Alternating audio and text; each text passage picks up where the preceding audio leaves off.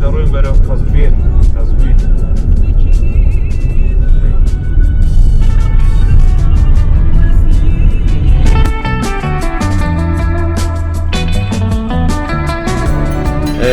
ئێمە بۆ نەهاری گەیشتینە شاری قەزوین. دەمانەوێت لە پێشدا بچین بۆ ئەلەموت و نەهارەکەمان گەیاندە ئێرە. خواردنی تایبەتی ئێرە خواردنێکە بە نیوی قیمە نێسار.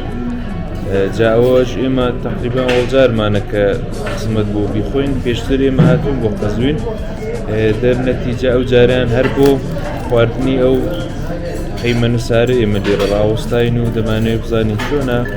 ئێرەشکە ڕستورانی ئیقبالی یەکێک لە ڕستورانە کۆنەکانی ئەو شارەیە.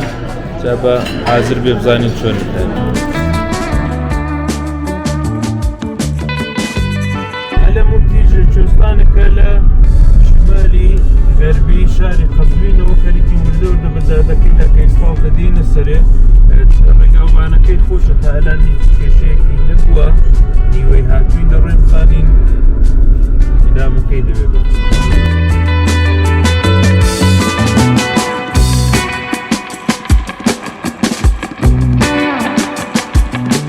لە وەڵجگا کە بۆ دیتنی هاتین لە ئەلەموود ئەو دەریاچەی ئۆوانەیە کە زۆر شوێنێکی تایبەت و بەڕاستی جوانە. ڕۆقعەتێکی جالبیشی هەیە لە نێو ئەو کێوانەدا و دەریاچەی ئەو دیانە زۆر ئاوادانن. خۆشبەختانە چون ئەوەڵی هەفتەیە زۆریش خەڵوەتە.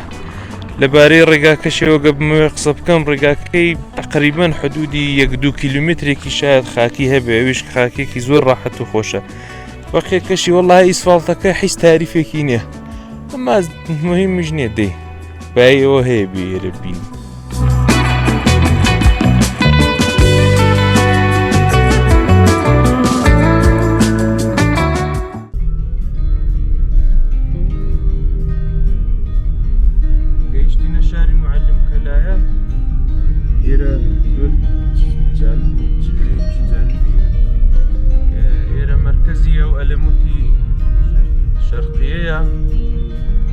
دەچین بەرەو ئەو ئیقامەتگای وەگرتومانە لە بڕێک خواردن و ئینشەڵڵا لە بەیانی و بزانین گەڕان و زیاتر دیتنی ئێرە دەست پێ دەکەین.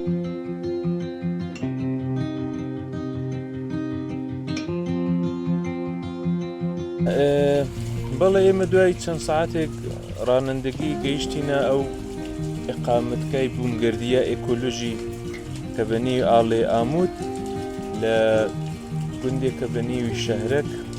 ئێمە پرسیارمان کردووە دیارە ئێرە لەوە پێش شار بووە و لە دەورەی مەغۆلدا ئێرە یەکسەرە وێران کراوە. ئێرەش بۆ خۆی زمان و قسەکردنێکی تایبەتیان هەیە خەڵکی ئێرە. ئەو ئێوارەیە لێرە دەبین و کاتی حەسانەوەیە بۆ بەیانی دەچین کە ئەو قەڵای حەسەنی سەباح و هەندێ شوێنێتریش هەیە ئەوانە ببینین و بڕۆین بەرەو عەلەمکوو. یەکێک لە تایبەتمەندیەکانی ئێکۆلۆژ ئەوەیە کە بۆ خۆت خواردنی خۆت ساز دەکەی. ئەوەش کە زۆر خۆش و تایبەتە. لەو حەوشێ خۆشە ئێمە پێتکە و سۆسیسێکمان چاک کردو و ئینشەڵڵا فەدی خۆ. سڵاوتان لێبێ هاوڕێیانی خۆشەویست، بەیانیتان باش. من پێشەوەی کە خۆر هەڵبێت من هاتمە دەرێ بۆ ئەوەی کە هەندێک فیلم و عەکس و ئەوانە بگرم. ئێرە شالیکاری برینجی لێیە بێحەد جوانە، چۆمێکی زۆر بەفڕ لێرەوە خەریکە ڕەت دەبێت و جوانێکی تایبەتی هەیە، هەوایەکی بەغایەت خۆشی هەیە. جا من فیلم و عەکسەکانم گرتووە، جا لە دواییدا ئێوەش دەیبینن.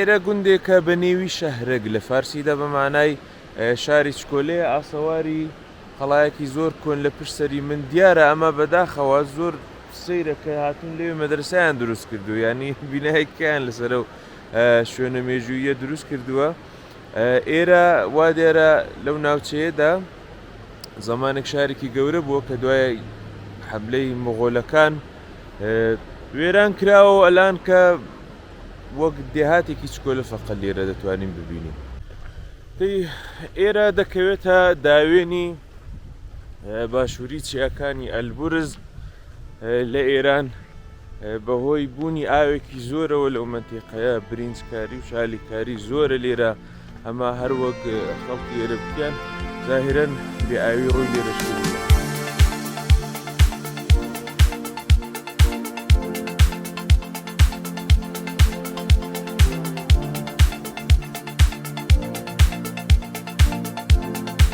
ئەو جۆرە پەنیری کوپێژ لێرە هەیە کە من پێشتر ئابۆ ڕەنگە نەمدی بوو زۆر تیژ و عەجایبیشە هەمووانمانزانی هەڵوایە کەچی پەنیر بوو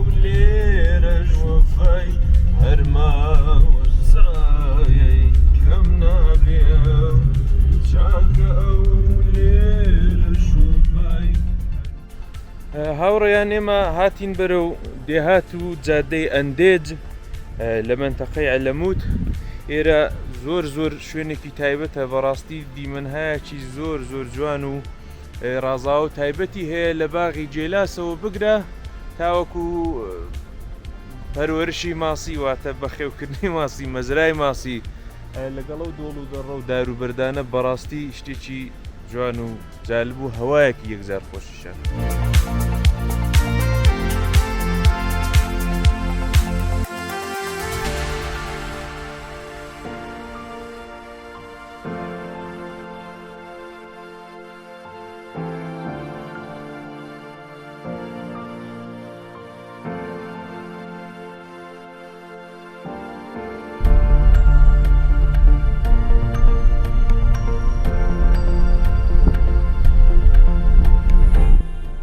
بەڵە خۆشەویستان هاتین بەرەو دێهاتی گازێرخان وە ئەو قەڵای حەسەنی سەباح کە بەداخەوە بەبوونی کۆڕۆناوە تەعتیل بوو ئێمە نەماتوانین سەردانی ژوورەوەی بکەین لێرەوە دیمەنێکی جالب و جوانی هەیە حەسەنی سەباح ڕئیسی فرقەی ئیسماعیلیون بووە سەردەمێک تەقریبەن دەوری ساڵی هەزاری زاینی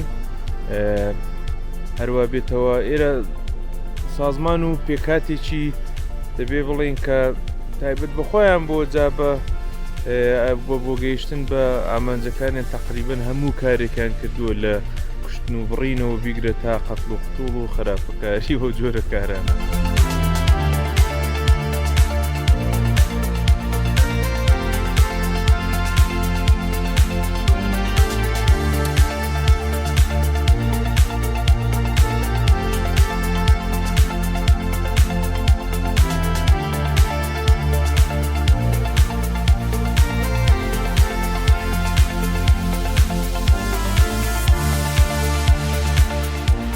سەفەرەکەمان درێژە پێدا و هاتین بەرەو دێهاتی بەڕاستی جوان و زۆر فێنکو بەرزی پیچێبۆن ئەرێ ئێرە تەقریبە ناخ شوێنەکانی پارێزگای قەزوینە لەوە بەولاوە دی ئێمە واردی مازەندەران دەبین بەڕاستی ئێرە هەوایەکی بەهاری خۆشی هەیە ئێستا گوڵوجیا هەرچەند کە وشکە ساڵە بازم هەر لە عەرزدا هەیە و زۆر خۆش و تایبەتەوەش کاتی بانگی شار